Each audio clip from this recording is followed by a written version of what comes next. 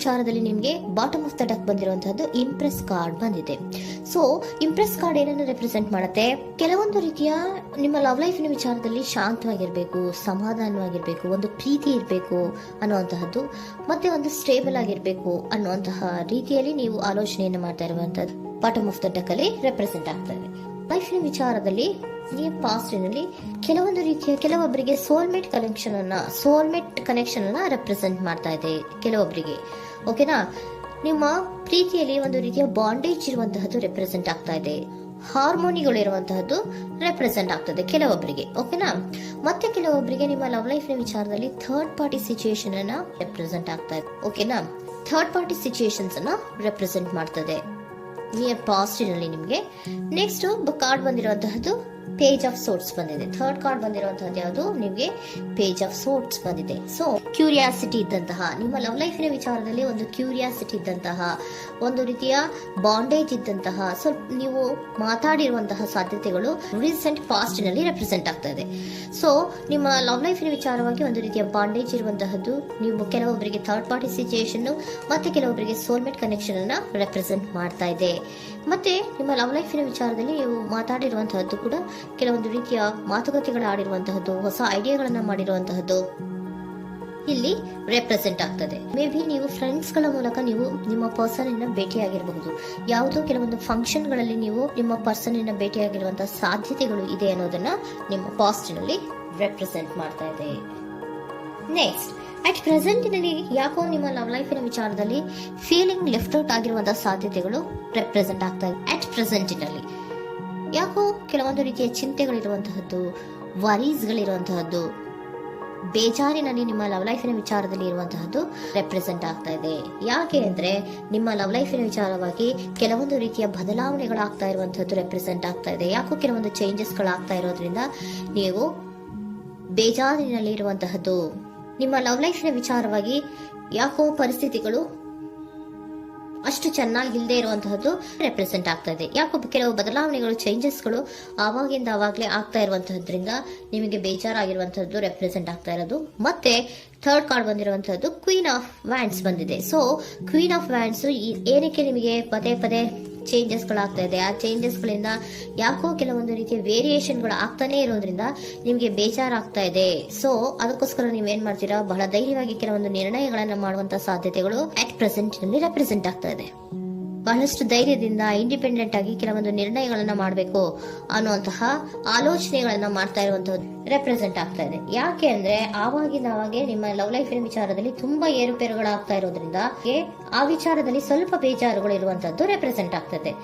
ಇನ್ immediate ಫ್ಯೂಚರಿನಲ್ಲಿ ಯಾಕೋ ನೀವು ಕೆಲವೊಂದು ವಿಚಾರಗಳಲ್ಲಿ ನೋಡಿ ಆತಂಕ ಪಡ್ತಾ ಇರುವಂತಹ, ಎಗೇನ್ ಬೇಜಾರನ್ನ ಪಡ್ತಾ ಇರುವಂತಹದ್ದು, ನಿದ್ರಾಹೀನತೆಯನ್ನ ಮಾಡ್ಕೋತಾ ಇರುವಂತಹದ್ದು, ಸ್ಟ್ರೆಸ್ಸಿನಲ್ಲಿ ಇರುವಂತಹದ್ದು ರೆಪ್ರೆಸೆಂಟ್ ಆಗ್ತಾ ಇದೆ. ಕೆಲವೊಂದು ನಿರ್ಣಯಗಳನ್ನು ತಗೊಳ್ಳುವಂತಹ ಸ್ಟ್ರೆಸ್ಗಳಲ್ಲಿ ಇರುವಂತಹದ್ದು ಕೆಲವೊಬ್ಬರಿಗೆ ಯಾಕೋ ಇಮಿಡಿಯೇಟ್ ಫ್ಯೂಚರ್ ನಲ್ಲಿ ಕೂಡ ರೆಪ್ರೆಸೆಂಟ್ ಆಗ್ತಾ ಇದೆ. ಆದ್ರೆ ಫ್ಯೂಚರ್ ನಲ್ಲಿ ನೀವು ಏನ್ ಮಾಡ್ಬೇಕಾಗಿತ್ತು? ಸೊ ಕ್ವಿಕ್ ಥಿಂಕಿಂಗ್ ಅನ್ನ ಮಾಡ್ಬೇಕಾಗಿತ್ತು. ಕೆಲವು ವಿಚಾರಗಳ ಬಗ್ಗೆ ನೀವು ಫೋಕಸ್ ಅನ್ನ ಮಾಡ್ಬೇಕಾಗಿತ್ತು. ಏನಾಗ್ತಾ ಇದೆ ನಮ್ಮ ಲವ್ ಲೈಫಿನ ವಿಚಾರದಲ್ಲಿ ಅನ್ನೋದನ್ನ ಫೋಕಸ್ ಅನ್ನ ಮಾಡಿದ್ರೆ ನಿಮ್ಮ ಲವ್ ಲೈಫಿನ ವಿಚಾರದಲ್ಲಿ ಕೆಲವೊಂದು ರೀತಿಯ ಫುಲ್ಫಿಲ್ಮೆಂಟ್ಗಳು, ಸಮಾಧಾನಗಳು, ಖುಷಿಗಳು ಇರುತ್ತೆ. ಯಾವಾಗ ನೀವು ಫೋಕಸ್ ಅನ್ನ ಮಾಡೋದಿಲ್ವೋ ಆಗ ನಿಮ್ಗೆ ಮತ್ತಷ್ಟು ಆತಂಕಗಳು, ಬೇಜಾರುಗಳು ಆಗುವಂತ ಸಾಧ್ಯತೆಗಳು ಇದೆ. ಇದು king of swords, nine of swords ಇನ್ನ ಕ್ಲಾರಿಫಿಕೇಶನ್ ಕಾರ್ಡ್ ಅಷ್ಟೇ. ಅಂದ್ರೆ ಏನು? ನೀವು ಕೆಲವೊಂದು ವಿಚಾರಗಳಲ್ಲಿ ಫೋಕಸ್ ಅನ್ನ ಮಾಡಬೇಕು. ಲವ್ ಲೈಫಿನ ವಿಚಾರಗಳಲ್ಲಿ ಫೋಕಸ್ ಅನ್ನ ಮಾಡಿ ಕೆಲವೊಂದು ರೀತಿಯ ಆಕ್ಷನ್ಸ್ ಗಳನ್ನ ತಗೊಂಡ್ರೆ ಫುಲ್ಫಿಲ್ಮೆಂಟ್ ಗಳಾಗುವಂತಹ, ಸಮಾಧಾನಗಳಾಗುವಂತಹ, ಖುಷಿಗಳಾಗುವಂತಹ ಸಾಧ್ಯತೆಗಳು ಇದೆ. ಕರೆಕ್ಟ್ ಆಗಿ ಮಾತಾಡಬೇಕು. ಏನ್ ಮಾತಾಡಬೇಕು ನಿಮ್ಮ ಲವ್ ಲೈಫಿನ ವಿಚಾರವಾಗಿ ಕರೆಕ್ಟ್ ಆಗಿ ಮಾತಾಡಿ ಕೆಲವೊಂದು ರೀತಿಯ ಕ್ಲಿಯರ್ ಥಿಂಕಿಂಗ್ ಅನ್ನ ಮಾಡಿ ಕ್ವಿಕ್ ಆಕ್ಷನ್ಸ್ ಅನ್ನ ತಗೊಳ್ಳುವಂತಹದ್ದು ರೆಪ್ರೆಸೆಂಟ್ ಆಗ್ತಾ ಇದೆ. ಓಕೆನಾ? ಇದಿಷ್ಟು ನಿಮ್ಮ ಕಾರ್ಡ್ಸ್ನ ರೀಡಿಂಗು. ನೆಕ್ಸ್ಟ್, ಏಂಜಲ್ ಗೈಡೆನ್ಸ್ ನಿಮ್ಗೆ ಏನ್ ಹೇಳ್ತಾ ಇದ್ದಾರೆ ಅನ್ನೋದನ್ನ ನೋಡೋಣ. ನಿಮ್ಮ ಲವ್ ಲೈಫಿನ ವಿಚಾರವಾಗಿ ಏಂಜಲ್ ಗೈಡೆನ್ಸ್ ಏನ್ ಕೊಡ್ತಾ ಇದ್ದಾರೆ? ವೇಟ್ ಅಂತ ಹೇಳ್ತಾ ಇದ್ದಾರೆ. ಸ್ವಲ್ಪ ತಾಳ್ಮೆಯಿಂದ ಇರೋ.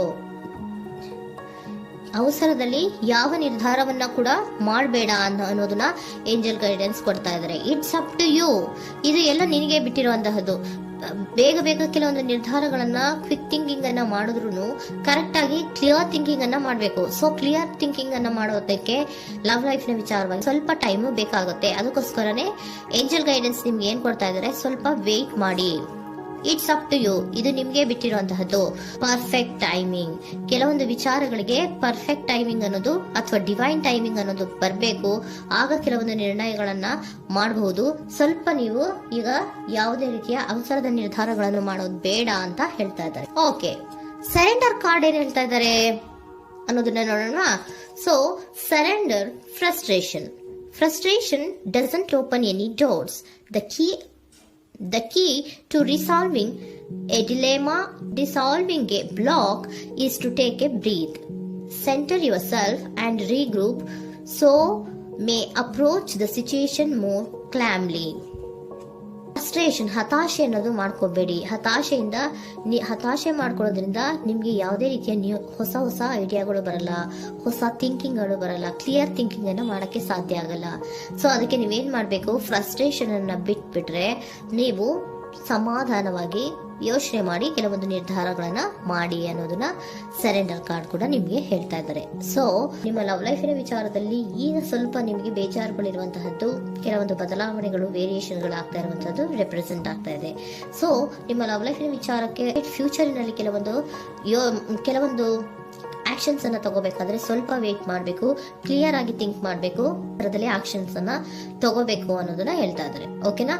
ಆಗ ಮಾತ್ರ ನಿಮ್ಗೆ ನಿಮ್ಮ ಎನರ್ಜಿಯಲ್ಲಿ ಏನ್ ಶಾಂತತೆ ಬರಬೇಕು ಅಂತ ಹೇಳ್ತೀರಲ್ಲ, ಆ ಶಾಂತತೆ ಏನ್ ಬರಬೇಕು, ಲವ್ ಲೈಫಿನ ವಿಚಾರವಾಗಿ ಶಾಂತತೆ ಯಾವಾಗ ಬರುತ್ತೆ ಅಂದ್ರೆ ನೀವು ಕ್ಲಿಯರ್ ಥಿಂಕಿಂಗ್ ಅನ್ನ ಮಾಡಿದಾಗ ಮಾತ್ರ ಬರುವಂತಹದ್ದು ಅನ್ನೋದು ಕಾರ್ಡ್ಸ್ ಗಳಲ್ಲಿ